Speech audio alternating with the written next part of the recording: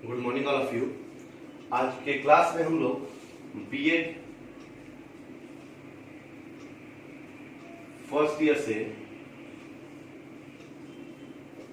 Paper C4 को देखेंगे। Language across the curriculum, language across the curriculum जो कि हमारा C4 जो पेपर है उसी का नाम है। और इसके अंदर हम लोग यूनिट फर्स्ट को देख रहे थे। तो आज भी हम एक बहुत ही इंपॉर्टेंट टॉपिक को डिस्कस करेंगे, जिसमें भाषा शिक्षण के दौरान जब हम लोग भाषा की शिक्षा देते हैं तो उस समय एक टीचर का क्या रोल होना चाहिए। भाषा शिक्षण के क्लास को अच्छे वातावरण में बदलने का एक शिक्षक कौन सा प्रयास कर सकता है। तो आइए हम लोग देखते हैं कि भाषा शिक्षण कराते समय एक शिक्षक का क्या योगदान है। तो आज की क्लास में हम डिस्कस करेंगे कि भाषा शिक्षण का कार्य कराते समय, भाषा शिक्षक का कार्य कराते समय एक शिक्षक किन बातों को ध्यान में रखे, या हम कह सकते हैं कि भाषा शिक्षण का कार्य कराते समय एक शिक्षक को किन किन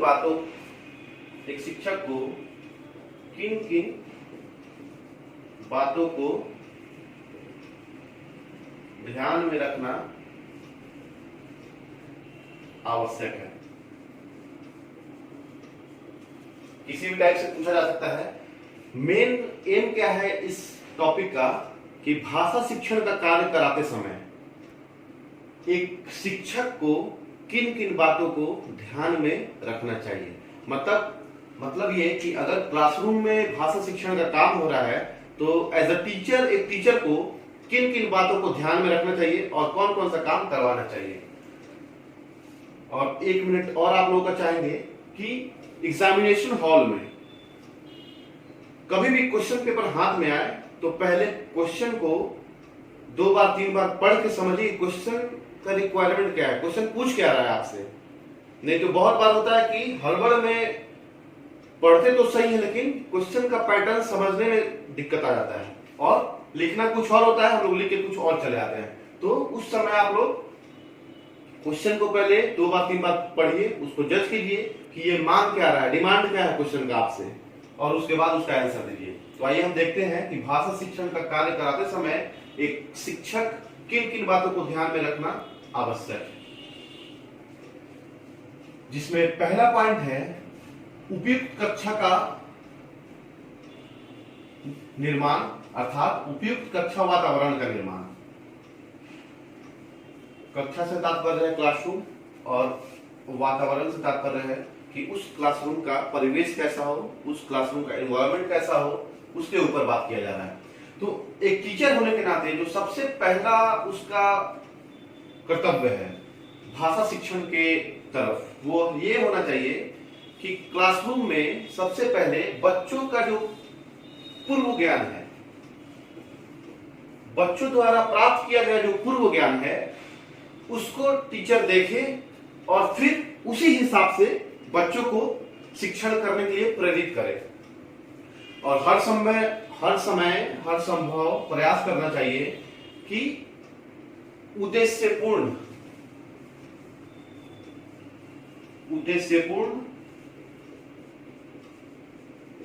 बिंदु पर शिक्षण, अर्थात शिक्षण हमेशा उद्देश्यपूर्ण बिंदु पे हो, यानी कि टॉपिक ऐसा नहीं होना चाहिए जिससे बच्चे दिग्भ्रमित हो जाए या बच्चों के लिए जो अनयूजुअल हो। हमेशा यूजफुल टॉपिक को इस क्लासरूम में डालना चाहिए। उसके बाद जो है सेकंड, वह है विषय सामग्री को सरल बनाना। विषय सामग्री को सरल बनाना, सरल से तात्पर्य है सिंपल। किसको? सब्जेक्ट मटेरियल को, विषय सामग्री को सिंपल से सिंपल बनाने का काम कौन कर सकता है? एक टीचर कर सकता है।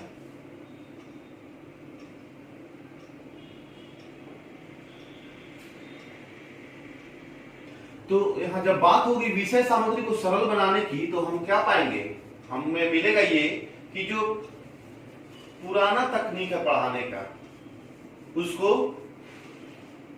नवीन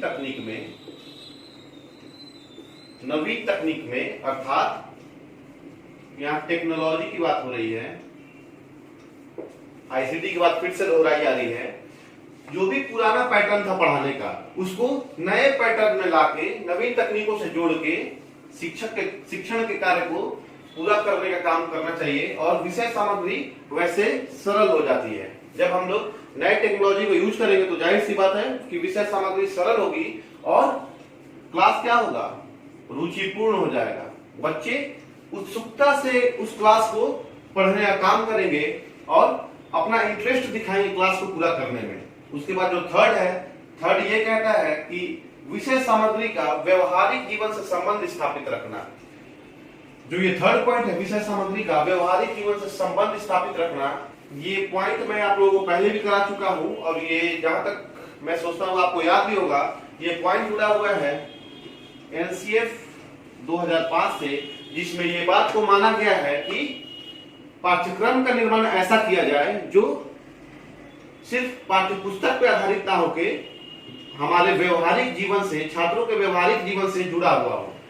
क्योंकि जब विषय सामग्री व्यवहारिक जीवन से जुड़ेगा, जब ये विषय सामग्री व्यवहारिक जीवन से जुड़ेगा तो छात्र उसे कम से कम समय में ज्यादा से ज्यादा सीखने का प्रयास करेंगे।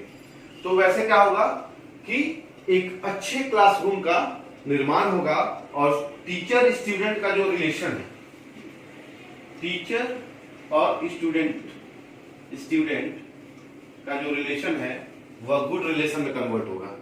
क्योंकि जब एक टीचर का बात और एक टीचर का पढ़ाना सबको समझ में आएगा तो जाहिर सी बात है कहीं ना कहीं स्टूडेंट्स और उस टीचर में बहुत ही अच्छा संबंध स्थापित हो पाएगा और बच्चे खुलकर अपना प्रॉब्लम रख सकेंगे और टीचर भी सबों को समान रूप से प्रॉब्लम को दूर कर पाएंगे।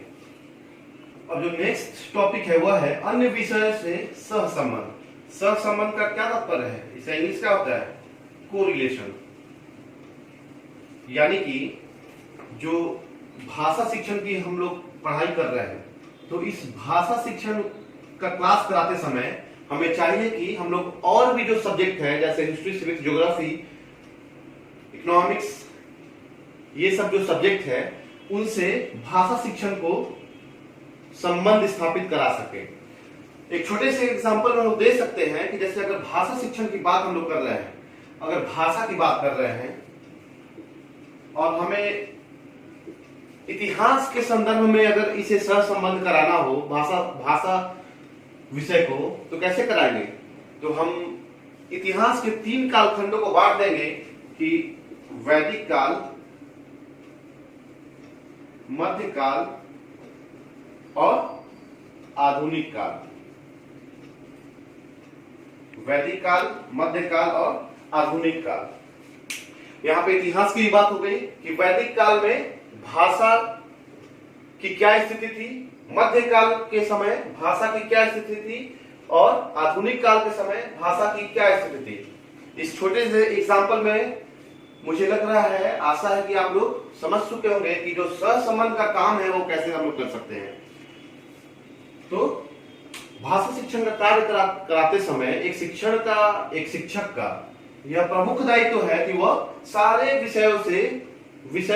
भाषा विषय को सहसंबंध करा सके, ताकि वर्ग जो है वो इंटरेस्टेड हो सके, रुचिपूर्ण हो सके और बच्चे ज्यादा से ज्यादा सीखने का प्रयास कर सके। उसके बाद है भाषा शिक्षण में विविधता का समावेश। विविधता से तात्पर्य है विभिन्नता। भाषा शिक्षण में विविधता का समावेश, तो हम कह सकते हैं कि भाषा शिक्षण में विविधता का समावेश से तात्पर्य है कि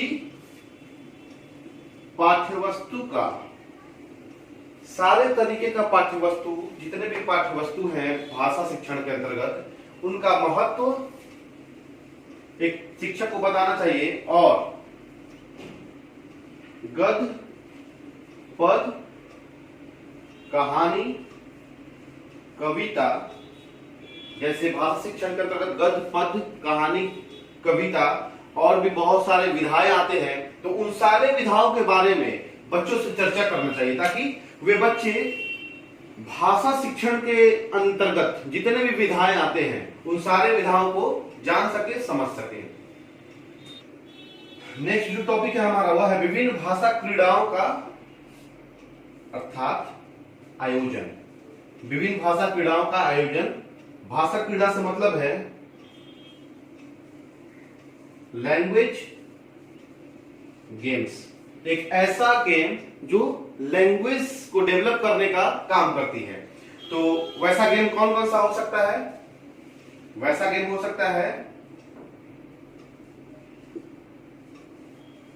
तुकबंदी, अंताक्षरी से तात्पर्य जिसमें थोड़ा बहुत गाना का काम किया जाता है। तुकबंदी से मतलब यह है कि मैं कुछ बोल रहा हूं, उसका जवाबी तुरंत जवाब आप कुछ दे रहे हैं।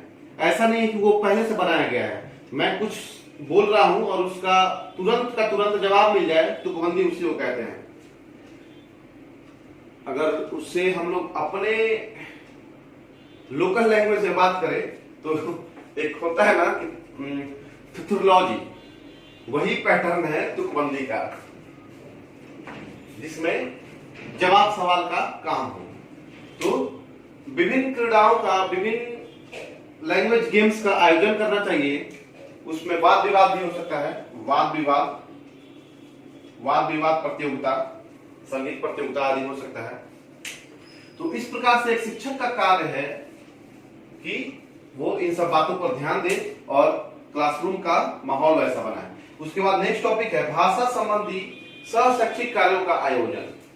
भाषा संबंधी सहशैक्षिक कार्यों का आयोजन से तात्पर्य है, तो इससे तात्पर्य यह है कि भाषा संबंधी जो सहशैक्षिक कार्यक्रम है, भाषा में दक्षता लाने के लिए जितने भी सहशैक्षिक कार्यक्रम को करवाए जाते हैं, जैसे भाषण प्रतियोगिता जिसमें भाषण का आयोजन होता है, वाद विवाद प्रतियोगिता जिसमें वाद विवाद करवाने की आयोजन की जाती है, व्याख्या प्रतियोगिता जिसमें किसी भी बिंदु पर व्याख्या करने के लिए दिया जाता है बच्चों को, कवि दरबार जिसमें कविता का पाठ करने का कार्यक्रम किया जाता है, रेडियो श्रवण अर्थात रेडियो को सुनाने का प्रयास किया जाता है बच्चों को ताकि उनका जो लैंग्वेज है वो डेवलप हो सके।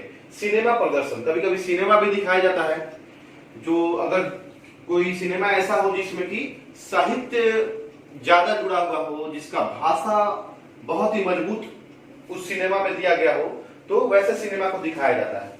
वीडियो प्रदर्शन, कभी कभी वीडियो टेलीकास्ट किया जाता है बच्चों के सामने ताकि बच्चों का जो भाषा है वो डेवलप हो सके। नाटक प्रतियोगिता, नाटक प्रतियोगिता भी भाषा में दक्षता लाने के लिए एक महत्वपूर्ण योगदान देती है। और लास्ट जो है शैक्षिक भ्रमण। शैक्षिक भ्रमण से तात्पर्य है कि स्कूल में जो बच्चे जाते हैं, जिसे हम लोग पिकनिक का नाम कहते हैं, हालांकि वो पिकनिक नहीं होता है, वो एक शैक्षिक भ्रमण होता है कि आप इस क्षेत्र में गए हैं घूमने के लिए, तो आपने वहां क्या देखा, वहां की रहन सहन क्या है, वहां की खान पान क्या है, वहां का तौर तरीका क्या है, वहां का लाइफ स्टाइल क्या है, उन सब बारे में आप लोगों की जानकारी बढ़ाने के लिए वहां का भाषा क्या है, भाषा की उपयोगिता वहां किस प्रकार की है, इन सब बातों को ध्यान में रखने के लिए शैक्षिक भ्रमण का आयोजन किया जाता है। तो इस प्रकार हम कह सकते हैं कि भाषा में दक्षता को बढ़ाने के लिए सहशैक्षिक कार्यक्रमों का आयोजन एक शिक्षक को करवाना चाहिए। और जो लास्ट टॉपिक है वह है भाषा शिक्षण कराते समय भावात्मक एवं सहानुभूतिपूर्ण व्यवहार अपनाना। किसको कौन अपनाएगा? भावात्मक और सहानुभूतिपूर्ण व्यवहार तो वह शिक्षक अपनाएगा। किसके प्रति? अपने छात्रों के प्रति। जो छात्र भाषा शिक्षण का कार्य करते हैं उनके प्रति शिक्षक का यह कर्तव्य बनता है कि वह हमेशा भावात्मक और सहानुभूतिपूर्ण व्यवहार अपनाए। जब एक टीचर बच्चों के साथ अपना भावात्मक और सहानुभूतिपूर्ण व्यवहार अपनाएगा तो बच्चे भी इमोशनली टीचर से जुड़ पाएंगे और उनके सहानुभूतिपूर्ण कार्य को पसंद करेंगे और बच्चे अपना जो शैक्षिक कार्यक्रम है उसको और शिक्षक दोनों को ही पसंद करेंगे और उस शिक्षक से पढ़ने का प्रयास करेंगे। तो इस प्रकार हम लोग देख लिए कि भाषा शिक्षण का कार्य कराते समय एक शिक्षक को किन किन बातों को ध्यान में रखना आवश्यक है। आशा करता हूं कि आप सारे लोगों को इस टॉपिक में कहीं कोई दिक्कत नहीं हुई होगी।